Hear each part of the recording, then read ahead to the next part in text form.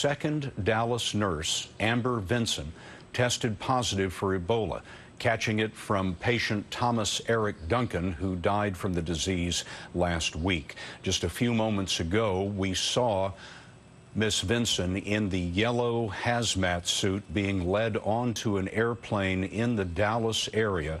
She is being flown to a highly specialized infectious disease unit at Emory University in Atlanta. It is not clear how the two nurses were exposed, especially since they were supposed to be following strict rules to avoid infection. Even more worrying is the fact that Amber Vinson got on a commercial flight from Cleveland to Dallas while running a high fever. This was the president a few moments ago in the cabinet room at the White House. The news has been dominated by the diagnosis of a second healthcare worker in Dallas with Ebola. And in light of this second case, I thought it was very important for me to bring together our team, including our CDC director, Tom Frieden, to hear directly from them in terms of how we are ramping up our efforts here. Obviously, initially, we want to express concern for the two health workers who've been affected.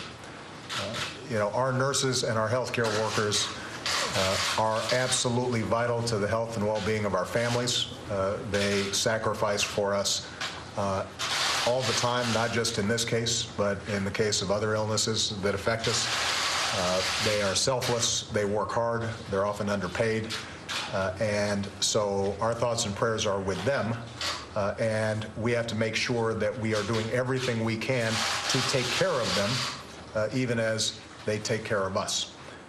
As a consequence, what we've been doing here today is reviewing exactly what we know about what's happened in Dallas and how we're going to make sure that something like this is not repeated and that we are monitoring, supervising, overseeing in a much more aggressive way exactly what's taking place in Dallas initially, and making sure that the lessons learned are then transmitted to hospitals and clinics all across the country.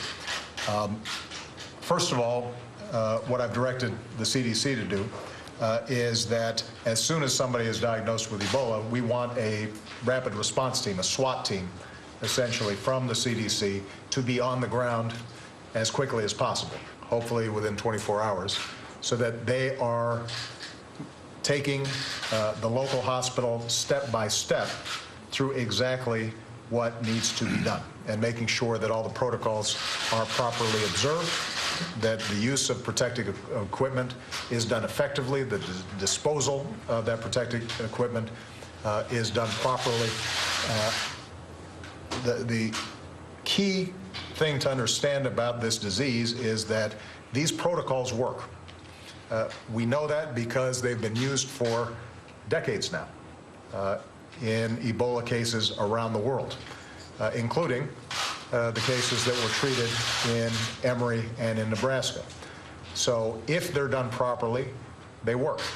But we have to make sure that, understandably, certain local hospitals that may not have that experience are walked through that process as carefully as possible, and we're going to make sure that this rapid response team can do that. In addition, we are reviewing every step of what's happened since Mr. Duncan was initially brought in to the hospital in Dallas, so that we understand exactly where some of the problems may have occurred, and doing a thorough canvass and inventory of all the workers who had contact with Mr. Duncan, including those who engaged in some of the testing that took place. We are now communicating all these various lessons to hospitals, clinics, first responders around the country, and obviously, given all the attention that this was received, we're going to make sure that that provision of information is constant, ongoing, and being updated on a real-time basis. The President of the United States in the cabinet room just a few minutes ago after convening a special cabinet meeting on the Ebola crisis in the world. The President went on to say that the virus must be attacked in West Africa, the epicenter of the epidemic, because if it is not ended there, it can spread globally. We said earlier that the second nurse in Dallas, Miss Vinson, Amber Vinson, flew across the Midwest last night.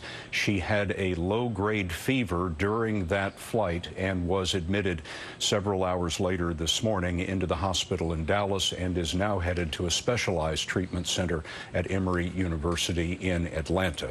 There will be a great deal more on this on your local news and at CBSNews.com. We'll have a full wrap-up right here on the CBS Evening News, including a report from Liberia, the ground zero of the Ebola epidemic. Until then, I'm Scott Pelley. Good day. For news 24 hours a day, go to CBSNews.com. And we're back now. And of course, speaking of local news, Brian Andrews is covering the Ebola story from Hollywood Fort Lauderdale International Airport. We'll have a live report from him coming up in just a little bit. Yeah, and speaking of flying, my mother flew